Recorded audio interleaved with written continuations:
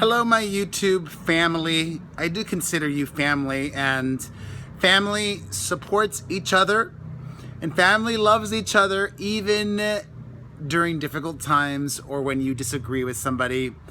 I don't know why I just gave that preface to this video, but I'm feeling really awful, ashamed, embarrassed, and most of all, dumb.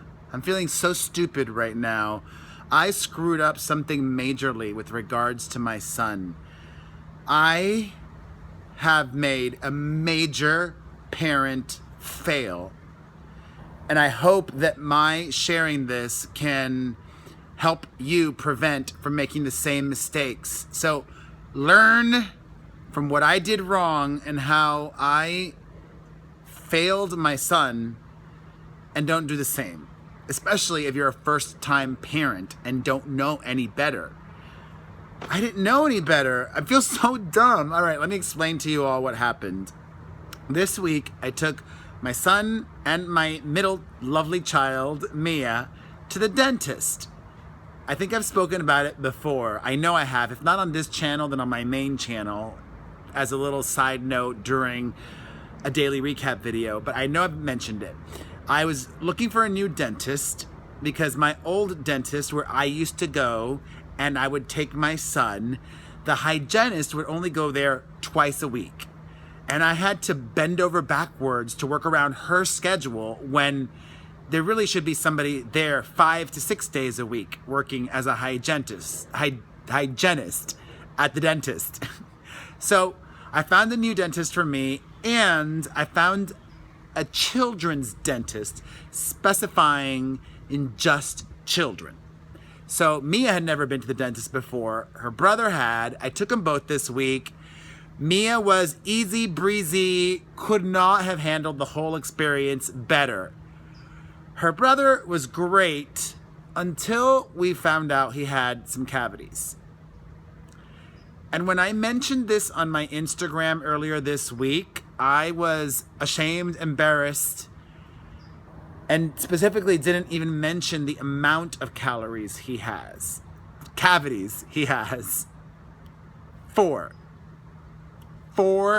cavities. I felt like such a failure.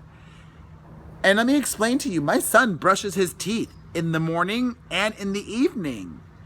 And he even uses ACT fluoride rinse. I've learned a few things. Well, first of all, I had no idea that baby teeth could get cavities, but they can. They're actually more susceptible to cavities than regular teeth because they have thinner enamel, I have now heard. And also, I think a lot of this may be genetic because when I was young, I had a lot of cavities growing up. Something that my son was not doing, which the old dentist never told me to do with him, but the new dentist was like, why are you not doing this? My son should have been flossing his teeth. Translation, I should have been flossing his teeth for him. I didn't know that a 5-year-old had to do that because, once again, baby teeth. Oh, who cares? My thoughts. But this is why you should care and why you need to care and why I care and I'm concerned now. Bacteria, infection, if the baby teeth get a lot of cavities or a lot of damage is done to them, that could cause damage to the adult teeth. So now I'm just like, So a big takeaway for me is I need to be, and I have already, since we went to the dentist on Thursday, flossing my son's teeth.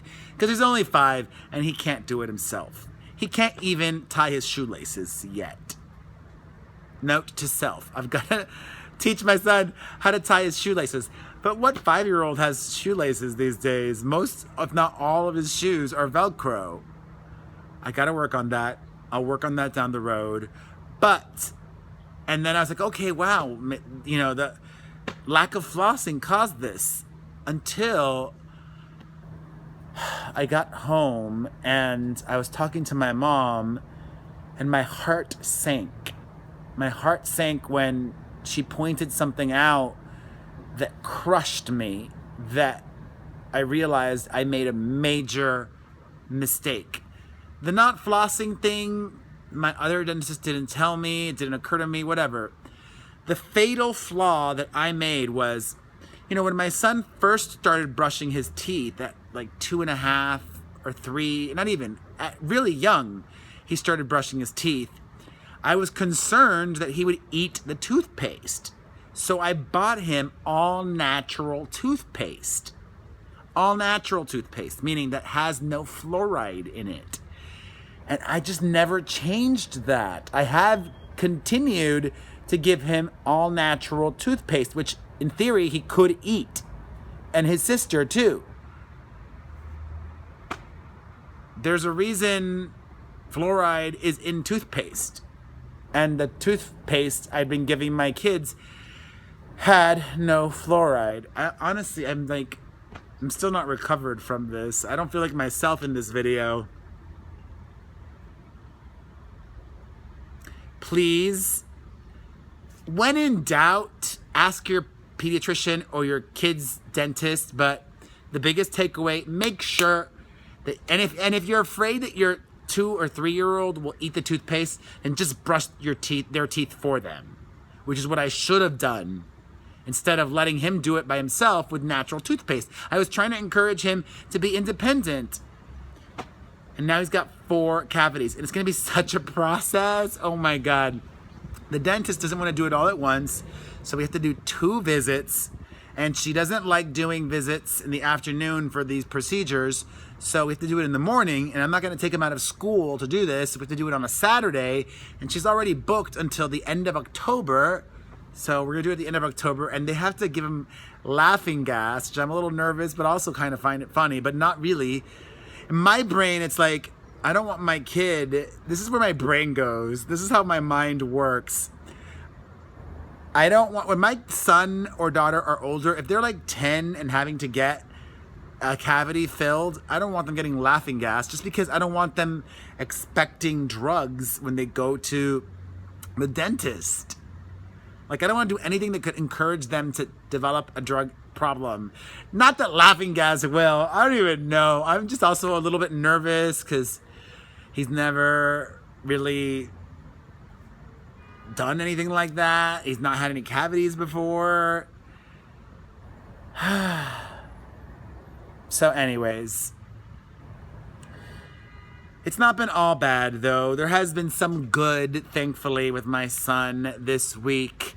He is in the thick of it with school, and I love to see the changes in him. Like, I could tell that he is learning so much because he's come home, or when I'm driving him to school, just asking all sorts of questions. And 2 this week were so vivid that I remembered that I wanted to share. First, he went for a solid 5 minutes asking me about floods. So, are floods dangerous? Is our house gonna go away in a flood? And I was like, floods in Los Angeles are not dangerous. That's what I told him. Our house will not go away. Our house is designed so that water goes down and goes into the sewer. And I tried to explain it, and it went on and on and on. And eventually, when I just instilled it in him that floods are not dangerous, he moved on to hurricanes. And I'm like, well, thankfully there aren't any hurricanes in Los Angeles. And thankfully he did not ask about earthquakes. He must be learning this at school, I think. And then he asked, are men stronger than women? What? I was like, why are you asking that? Before I even answered. Well, actually, no, I answered first. Then I asked him why he asked that. I said, some women are stronger than men, and some men are stronger than women. It just depends on the person, I told him. And then I said, well, why are you even asking that? And he said, oh, because a friend from school said that men are stronger than women. And I'm like, oh, this is how society programs children. The patriarchy. This is how kids learn. But thankfully, my son thankfully, I'm so appreciative that he asks me these things and that he feels comfortable having discussions with me, and that I can be honest with him and share my thoughts on the world with him, and that he's a sponge. And I'm loving this almost 6-year-old. He's gonna be 6 in February, and I took him to the gym with me earlier this week as well. That's something that we did together, and it's just blowing my mind how much he has progressed with his fine motor skills. I mean, we were doing a plank, and his plank was almost better than mine. His stamina was up, his concentration, his enjoyment of it. We had a great time. I loved Daddy and me bonding time. And he's been an angel this week. Even when he hasn't been an angel this week, he's still been an angel. The only thing that he has been struggling with is, we've been doing piano lessons for 3 weeks now, and the teacher says we need to practice daily. And Grandma, sometimes I'm good cop and bad cop, and so is Grandma as well. And Grandma used to play piano in Cuba, and though she doesn't play anymore, she remembers a lot of it still, so she's been working with him on his daily practices, and the process has been a bit of this. But it's important to teach him to work hard daily on this one thing, and that eventually, because of his doing it daily, it won't be as hard, and he'll get better at it, and he'll enjoy it more. He does enjoy it. He enjoys it because the teacher gives him these fruit candies. Maybe that's not good for cavities too. Ay, ay, ay. My firstborn. You always make your mistakes with the first one, but I'm sure I'll be making more parenting mistakes too. And I wish I would have seen this in somebody else's video or learned about this, or, floss, fluoride. When in doubt, ask your dentist. I'm still a good dad, a great dad. And you're great too for watching this video, supporting me. It means so much to me. Thank you. I think I want to go take a nap now. It's Saturday. I deserve that.